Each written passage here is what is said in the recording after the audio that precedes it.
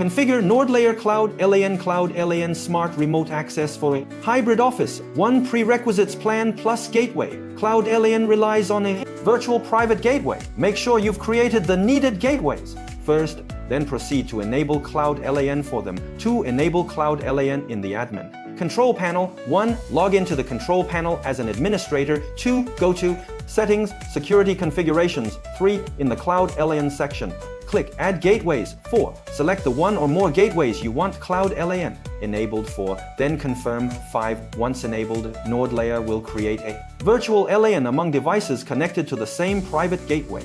3. Enroll or prepare each device you want to access on each device that should join the virtual LAN. 1. Open the NordLayer app. 2. Assign a device name within the app. 3. Follow the OS-specific setup instructions for that device: Windows or macOS or Linux or iOS or Android. 4. Use groups or policies to limit who can reach what. In practice, the secure approach is to organize users into groups, grant access via group policies, least privilege, and only put the endpoints that should interconnect into the same gateway or LAN scope.